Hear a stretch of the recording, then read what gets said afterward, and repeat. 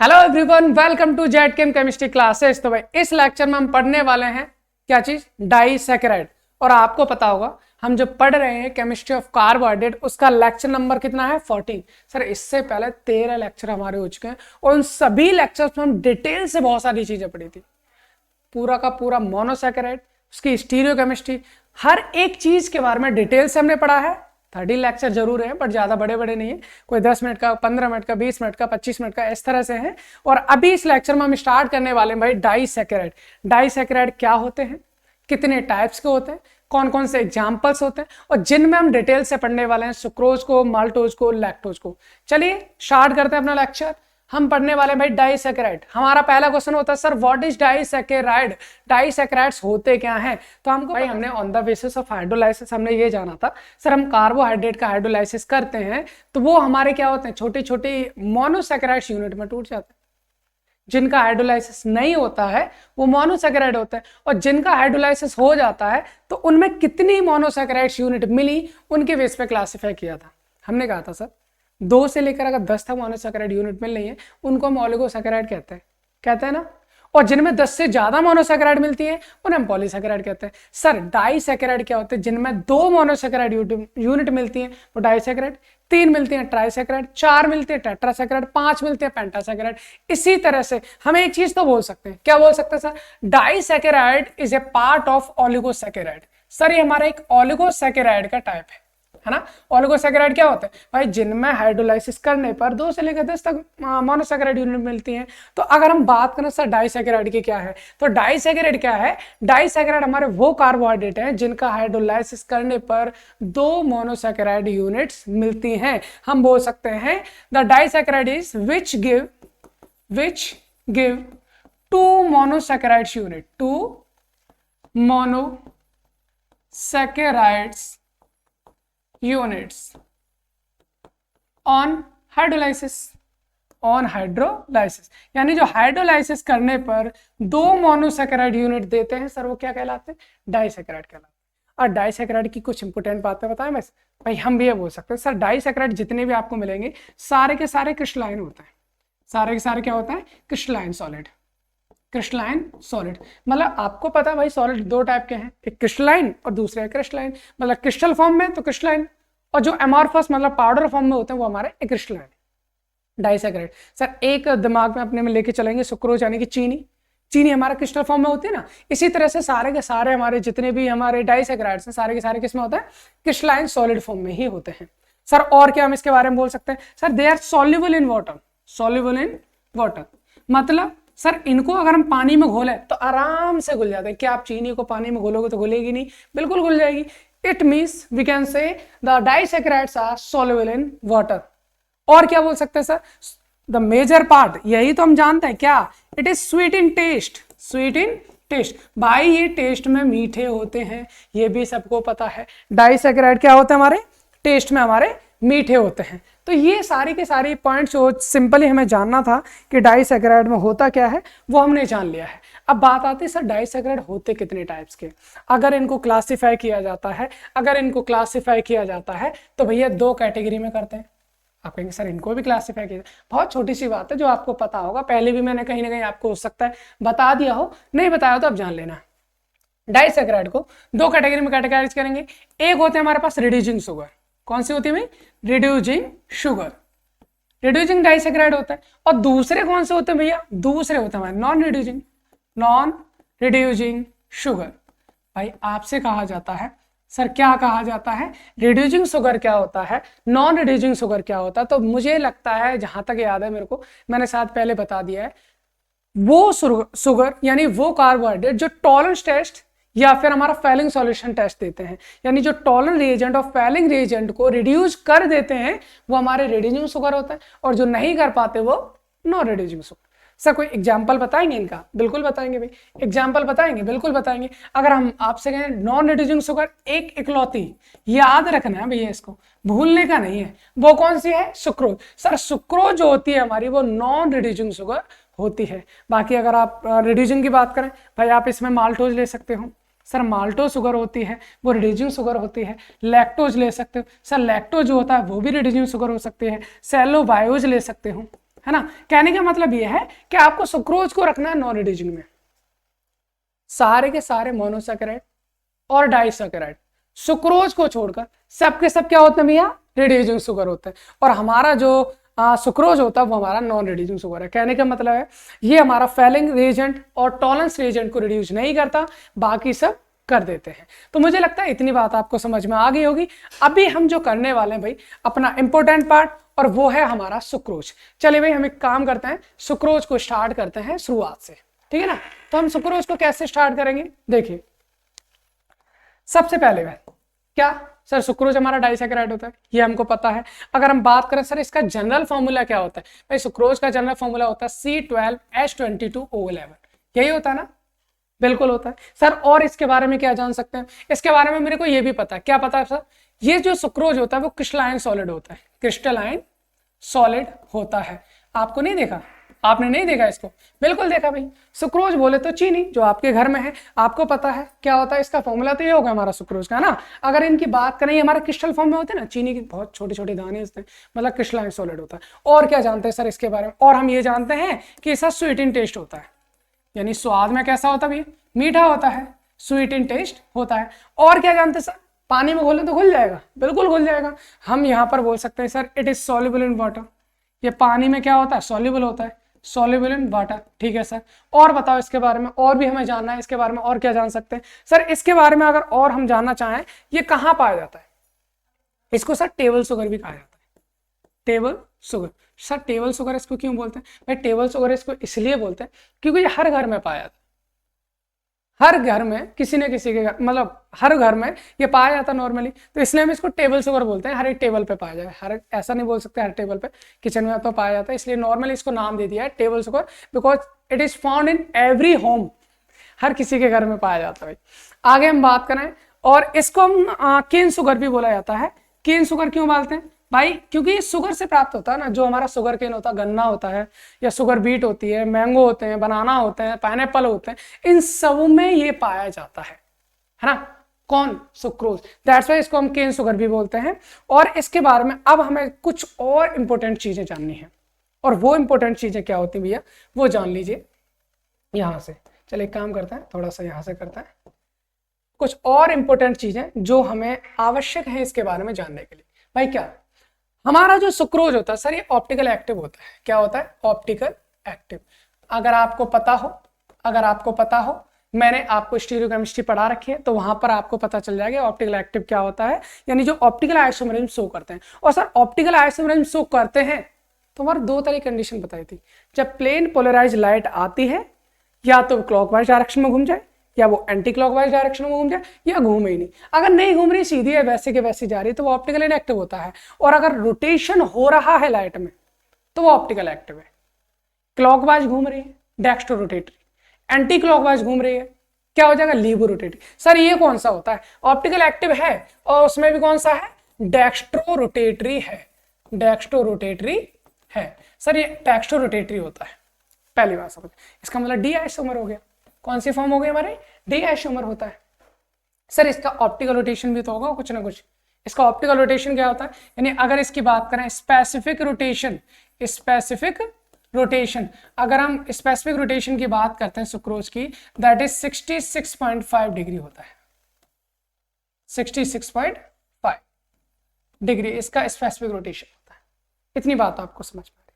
दूसरी बात, इसको हम सर अभी भी हमने पढ़ा था कि सुक्रोज क्या होता है, नॉन रिड्यूसिंग शुगर होता है, नॉन रिड्यूसिंग शुगर होता है, इसके बारे में भी हमने जान लिया। और एक और इंपॉर्टेंट पार्ट, एक और इसका इंपॉर्टेंट पॉइंट हमारा ये रहेगा कि जो सुक्रोज होता है सर, इसको हम इनवर्ट शुगर बोलते हैं। क्या बोलते हैं इसको, इनवर्ट शुगर बोलते हैं। अब सबसे बड़ी बात तो यही होती है सर, इसको इनवर्ट शुगर क्यों बोला जाता है, ऐसा क्या है सुक्रोज के अंदर जिसकी वजह से हम सुक्रोज को इनवर्ट शुगर कहते हैं। तो पहले तो इसको जान लीजिए भैया कि इनवर्ट शुगर क्या होता है। भाई अगर मैं सुक्रोज की बात करता हूं, सुक्रोज का फॉर्मूला क्या है सर, C12H22 और O11, यही है ना, हाँ सर यही, कोई कंफ्यूजन था नहीं, बिल्कुल। इसका करता हूं मैं हाइड्रोलाइसिस, एसिड के प्रेजेंस में करा दो, या सुक्रेज ले लो, कुछ भी ले लो। अगर हम बात करें सर ये है हमारा सुक्रोज, और सुक्रोज का करते हैं हम हाइड्रोलाइसिस। सर अपने को 2 मोनोसैकेराइड यूनिट मिलती है, क्योंकि डाइसैकेराइड है तो 2 मोनोसैकेराइड यूनिट ही तो मिलेंगी, जिनमें से जिनमें से दोनों यूनिट एक जैसे नहीं होती, फॉर्मूला दोनों का सेम होता है बट नेचर दोनों का डिफरेंट। क्यों? क्योंकि इनमें से एक अपन को मिलता है कौन? ग्लूकोज, और दूसरा मिलता है हमको फ्रक्टोज। ठीक है भाई। अगर मैं ग्लूकोज की बात करूं, पहले यहां की बात करते हैं। कहां की बात करते हैं भैया? इधर की बात करते हैं। इधर की क्या बात है? सुक्रोज का स्पेसिफिक रोटेशन हमारा कितना था? Plus 66.5 degree, plus 66.5 degree. अगर सर मैं ग्लूकोज के स्पेसिफिक रोटेशन की बात करूं तो 52.7 डिग्री होता है। आपको अगर याद हो मीटर रोटेशन वाली जो मैंने वीडियो डाली थी, वहां पर आपको ये सिखाया था कि 52.7 डिग्री ग्लूकोज का कैसे आया है। दूसरा, फ्रक्टोज की बात करूं सर, इसका जो होता है, इसका होता है -92.4 डिग्री, -92.4 डिग्री। सर प्लस क्या मतलब होता है? प्लस मतलब डेक्स्ट्रो रोटेटरी, माइनस मतलब लीवो रोटेटरी। प्लस का मतलब प्लेन पोलराइज लाइट को क्लॉकवाइज डायरेक्शन में घुमा रहा है, माइनस का मतलब प्लेन पोलराइज लाइट को एंटी क्लॉकवाइज डायरेक्शन में घुमा रहा है। जरा सा थोड़ा सा इधर नोटिस करो, इधर नोटिस क्या करना है सर? सुक्रोज जब तक था हमारा, ये हमारा डेक्स्ट्रो रोटेटरी था ना? बिल्कुल। जब इसका हाइड्रोलाइसिस किया, ग्लूकोज डेक्स्ट्रो रोटेटरी, फ्रक्टोज हमारा लीवो रोटेटरी, और इन दोनों में देखें सर स्पेसिफिक रोटेशन किसका ज्यादा है? ग्लूकोज का या फ्रक्टोज का? फ्रक्टोज का ज्यादा है, -92.4 डिग्री आ रहा है। इसका मतलब सर इसका स्पेसिफिक रोटेशन ज्यादा है, तो ओवरऑल सॉल्यूशन तो किस क्या हो गया हमारा? इन्वर्ट हो गया ना। इसलिए हम सुक्रोज को क्या कहते हैं भैया? इन्वर्ट शुगर कहा जाता है। अब हमें क्या करना है? अब हमको एक काम करना है, स्ट्रक्चर ऑफ सुक्रोज देखना है। हमको पता है सर, हमको क्या पता है? सुक्रोज जो बना है ग्लूकोज और फ्रक्टोज से मिलकर बना है, बिल्कुल सही बात है। और हमको ग्लूकोज और फ्रक्टोज दोनों के स्ट्रक्चर पता है। सर कैसे पता है? क्योंकि हमने बना रखे थे, हमने पहले से सीख रखे हैं। ग्लूकोज का स्ट्रक्चर कैसा होता है? ग्लूकोज के स्ट्रक्चर में हमारे पास 6 मेंबर्ड रिंग होती है, कुछ इस टाइप से होती है, बिल्कुल सही बात है। सर इनकी बात करें हम, कुछ इस टाइप से होता है। यहाँ पर कौन होता है? CH2OH, बिल्कुल ठीक है। यहाँ H होता है, H के बराबर H होता है, यहाँ पर हमारा OH होता है, OH के बराबर OH होता है, नीचे H होता है, यहाँ पर हम क्रॉस कर देते हैं, ऊपर H और नीचे OH। अब इसमें क्या करना है आपको? अल्फा फॉर्म लेनी है, बीटा। सर सुक्रोज की बात करें, आपको यहाँ पर अल्फा फॉर्म लेनी है, ऊपर H लेना है, नीचे OH लेना है। ये कौन हो गया सर? ये तो हमारे पास ग्लूकोज हो गया। दूसरा मैं फ्रक्टोज की बात करें तो फ्रक्टोज कुछ 5 मेंबर्ड रिंग होती है, कुछ इस टाइप से, बिल्कुल सही बात है। सर हमको कुछ इस टाइप से लगा देना है। यहाँ पर क्या होता है? CH2OH, नीचे आ जाएगा H, H के बराबर H और नीचे आ जाएगा OH। सर यहाँ पर क्रॉस करेंगे तो ऊपर OH और नीचे हमारा H रहेगा। अब यहाँ पर क्या करना है? जो आपको फ्रक्टोज लेना है, फ्रक्टोज की आपको बीटा फॉर्म लेनी है। बीटा फॉर्म कैसे करेंगे भाई? नीचे H और ऊपर OH। सर ये हमारा कौन है? जरा देखें, ये हमारा ग्लूकोज है, ये हमारा फ्रक्टोज है। जब ये दोनों यूनिट आपस में कंबाइंड होती हैं तो कंबाइंड होने के बाद भैया बनता क्या है? एक बार बता दें बनता क्या है?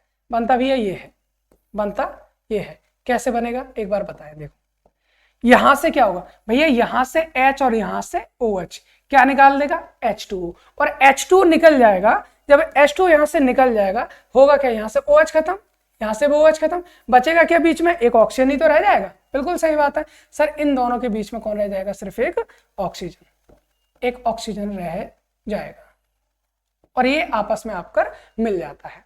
अगर मैं यहां से एक चीज और का पता लगाना चाहूं, क्या पता लगाना चाहूं? सर ग्लूकोज में नंबर यहां से स्टार्ट करते हैं 1 2 3 4 5 6, इसमें करेंगे तो अच्छा ये गलती कर दिए थोड़ा सा हमने, थोड़ा सा यहाँ पे मिसप्रिंट है, देख लीजिए। यहाँ पर हमारा क्या रहेगा? CH2OH, यहाँ रहता है CH2OH, ठीक है ना। इसमें भी हमारा यहाँ पर CH2OH, ठीक है। अब देखो नंबरिंग करेंगे भाई, नंबर यहाँ पर करेंगे कहाँ से? 1 2 3 4 5 6।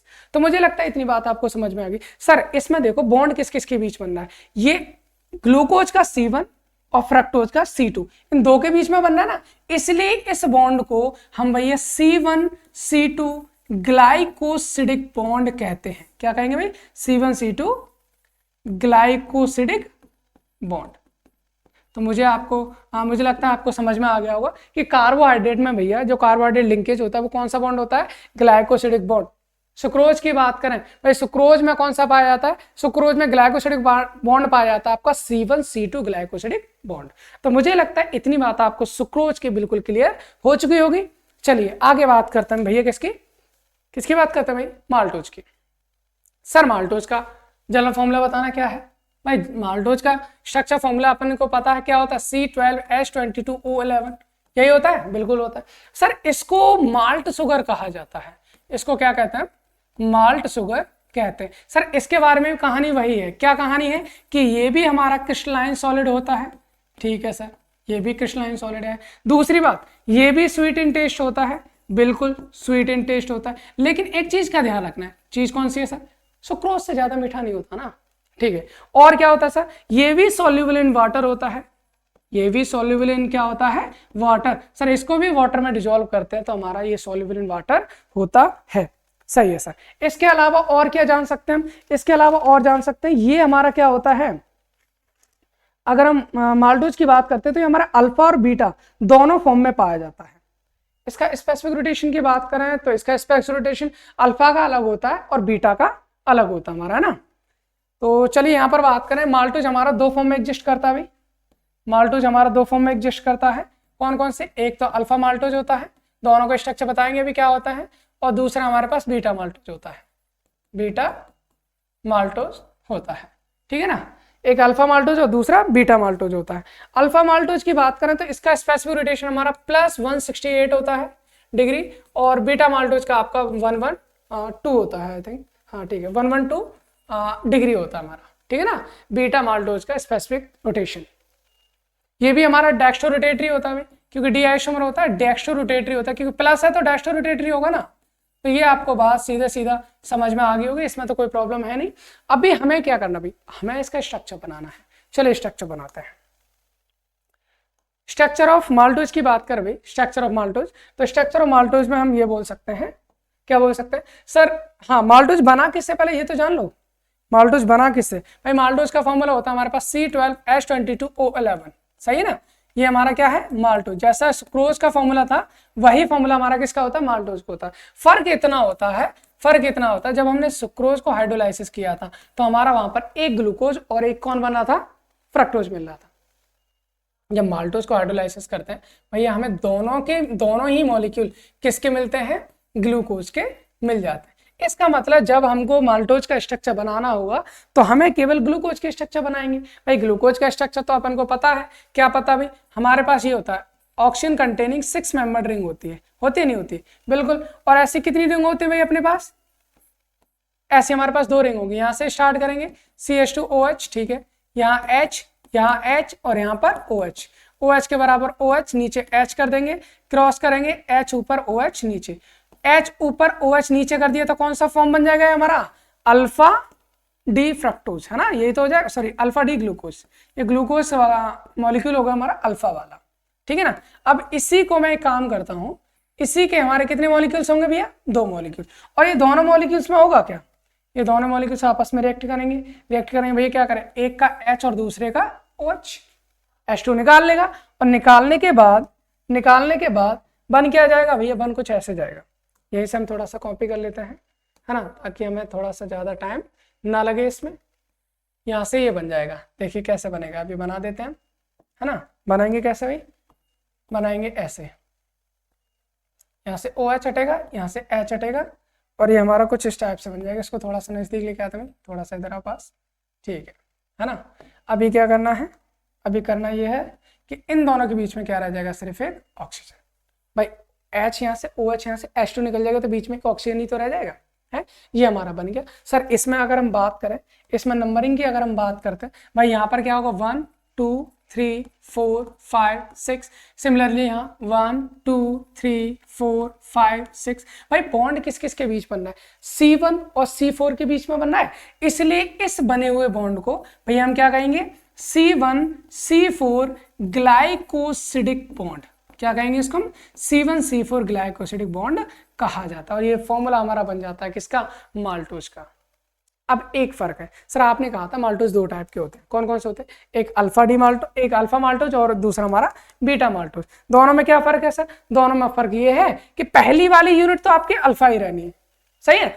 अगर आपकी दूसरी वाली यूनिट आपने अल्फा ली है तो अल्फा माल्टोज बनेगा, यहां पर हमने अल्फा ही लिया था, देखो OH नीचे था।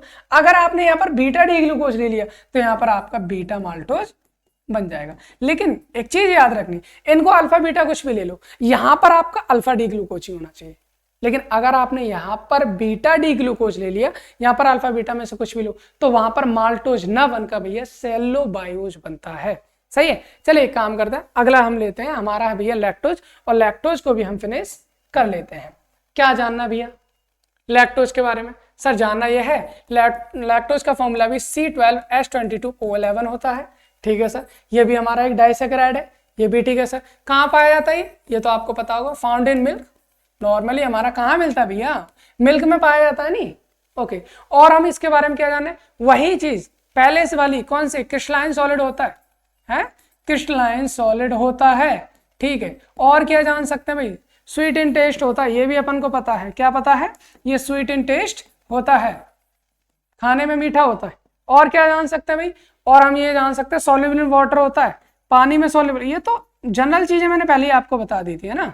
ये पानी में अगर घोलो तो इसको हमारा ये घुल जाता है। इसके सर मेल्टिंग पॉइंट की बात करो, मेल्टिंग पॉइंट कितना हो जाएगा? इसका melting point almost 203 degree centigrade होता है, 203 डिग्री सेंटीग्रेड होता है। इसके सर स्पेसिफिक रोटेशन की बात करें तो वो भी कुछ ना कुछ होता हो। बिल्कुल सही बात है भाई, काहे नहीं होगा। इसके स्पेसिफिक रोटेशन की बात करते भाई, इसके स्पेसिफिक रोटेशन जो होता है हमारा 55.4 डिग्री होता है हमारा स्पेसिफिक रोटेशन। ठीक है ना, किसका? ये लैक्टोज का स्पेसिफिक रोटेशन है, स्पेसिफिक रोटेशन। ठीक है ना, लेकिन यहाँ पर भी एक चीज है। क्या चीज है भाई? लैक्टोज भी आपका अल्फा और बीटा दोनों फॉर्म में पाया जाता है भाई। अगर अल्फा लैक्टोज की अगर हम बात करें भैया, इसका स्पेसिफिक रोटेशन आपका प्लस, ये प्लस ही होता है हमारा, प्लस 90 डिग्री ऑलमोस्ट होता है। और बीटा लैक्टोज का जो हमारा स्पेसिफिक रोटेशन होता है वो हमारा प्लस 35 डिग्री होता है। इतनी बात हम जान सकते हैं। और दूसरी बात हम ये भी बोल सकते हैं भाई, इसमें क्या होता है हमारा, ये डेक्स्ट्रो रोटेटरी ये भी होता है हमारा, क्योंकि प्लस है तो डेक्स्ट्रो रोटेटरी होगा, डेक्स्ट्रो रोटेटरी होगा। और आपको एक चीज और जाननी है, ये it can show mutarotation, show mutarotation. भाई ये म्यूटा रोटेशन शो करते हैं, चाहे आपका अगर मैं बात करूं माल्टोज की, माल्टोज भी म्यूटा रोटेशन शो करता है। और लैक्टोज की बात करूं तो लैक्टोज भी म्यूटा रोटेशन शो करता है, क्योंकि इनमें एक फ्री OH पाया जाता है। अगर हम सुक्रोज की बात करें तो सुक्रोज आपका म्यूटा रोटेशन शो नहीं करता है। सर स्ट्रक्चर की बात कर लें, किसकी? लैक्टोज की। इससे पहले तो हमें एक चीज जाननी है। क्या जाननी है सर? लैक्टोज का भी फॉर्मूला जो होता है वो C12H22O11 ही होता है। जब हम इसका हाइड्रोलाइसिस करते हैं तो हाइड्रोलाइसिस करने पर भैया सुक्रोज का क्या था? अपने को एक ग्लूकोज मिला था, दूसरा फ्रक्टोज मिला था। ठीक है, माल्टोज क्या क्या? दोनों ग्लूकोज मिले। लैक्टोज क्या करेंगे तो भैया अपने को यहाँ पर क्या मिलेगा? C6H12O6 plus C6H12O6। मिलनी तो दो ही यूनिट है, लेकिन इन दोनों में से एक यूनिट हमारी गैलेक्टोज की होती है और दूसरी यूनिट अपने को ग्लूकोज की मिलती है। ये अपने को 2 यूनिट मिल जाते हैं। ठीक है भैया, इनके स्ट्रक्चर की बात करें, कर लीजिए, क्या दिक्कत है? हमें तो पता है। क्या पता भैया?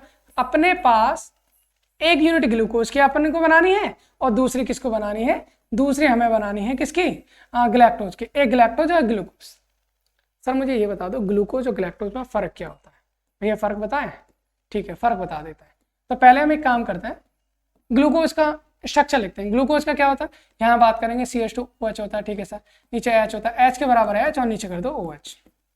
ठीक है, फिर यहाँ पर OH नीचे H, यहाँ ऊपर H करना, क्रॉस करना होता है ना, हाँ, और यहाँ पर OH कर देंगे।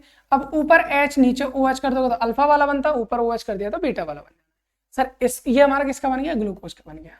It is glucose. वो भी कौन सा है? Alpha glucose. सर यहाँ पर हमें ग्लैक्टोज बनाना होगा। फिर ग्लैक्टोज बनाए कैसे? पहले एक काम करो, ग्लूकोज का बना लो, उसके बाद बता देंगे। CH2OH नीचे H, H के बराबर H और यहाँ पर कर देना OH। इधर OH करेंगे, इधर H करेंगे, क्रॉस करेंगे, OH ऊपर H नीचे, सॉरी HOH, और यहाँ पर H कर दो, यहाँ पर OH कर दो। सर ये अल्फा फॉर्म है, लेकिन लेकिन लेकिन क्या करना है आपको? करना यह है सर, अगर हम इनकी नंबरिंग करते हैं, जैसे ग्लूकोज के दोनों स्ट्रक्चर भी बना रखे हैं मैंने, या 1 2 3 4 5 6 यही होता है। 1 2 3 4 5 6 यही होता है। सर ग्लूकोज के स्ट्रक्चर में अगर मैं कार्बन नंबर 4 पर क्या करता हूं, कुछ गड़बड़। क्या गड़बड़ भैया? पहले मेरा क्या था? पहले मेरा H ऊपर OH नीचे था। अगर मैं OH ऊपर कर दूं और H को नीचे कर दूं, सर ये जो स्ट्रक्चर है, ये जो स्ट्रक्चर है, ये मेरा बन जाता है ग्लैक्टोज। किसका स्ट्रक्चर बन जाएगा? ग्लैक्टोज का स्ट्रक्चर बन जाएगा। और जब ये आपस में रिएक्शन करेंगे तो रिएक्शन करेंगे तो अपन को पता है, क्या पता है भैया? वही ये आपस में दोनों रिएक्शन करेंगे और रिएक्शन करने के बाद क्या बना लेंगे भैया, बना वो लेंगे जो ये चाहते हैं। और ये क्या चाहते हैं भाई, ये चाहते ये हैं कि यहाँ से, कहाँ से, यहाँ से H और यहाँ से OH आपका यहाँ से H2O निकल जाएगा और निकलने के बाद यहाँ पर क्या बन जाएगा, यहाँ से OH, यहाँ से OH हटाओ और बीच में दोनों के क्या आ जाएगा, एक ऑक्सीजन हमारा आ जाएगा कुछ इस टाइप से, ठीक है ना, कुछ इस टाइप से ऑक्सीजन हमारा आ जाएगा। अब यहाँ पर बॉन्ड देखो भाई किस किस के बीच बन रहा है, 1 और 4 के बीच बन रहा है, इसलिए इसको बोलेंगे हम C1C4 ग्लाइकोसिडिक बॉन्ड। तो यहाँ पर क्या पाया जाता भाई, C1C4 ग्लाइकोसिडिक बॉन्ड पाया जाता है। अगर मैं सुक्रोज की बात करता हूँ वहाँ C1C2 ग्लाइकोसिडिक बॉन्ड होता है, माल्टोज में C1C4, लैक्टोज में भी C1C4 ग्लाइकोसिडिक बॉन्ड पाया जाता है। तो मुझे लगता है इतनी बात आपको समझ में आ गई होगी। हमने तीनों के तीनों मोनोसैकेराइड डाइसैकेराइड यूनिट के बारे में जान लिया कि हमारे क्या क्या चीजें होती हैं। तो मुझे लगता है इतनी बात आपको समझ में आ गई होगी, है ना। बाकी शेयर करें आप। अगले लेक्चर में हम लेके आएंगे आपको कार्बोहाइड्रेट का टेस्ट, जिसका नाम है हमारा मॉलिस टेस्ट क्या होता है, और 1-2 लेक्चर हमारा पॉलीसैकेराइड्स के। मुझे लगता है एक ही लेक्चर में उसको भी खत्म करेंगे, फिर हमारा कार्बोहाइड्रेट यूनिट खत्म हो जाएगी। और भाई देखते रहिए, बाकियों को दिखाते रहिए, जिसको जरूरत है उसको भेजते रहिए, शेयर कीजिए। Thanks for watching.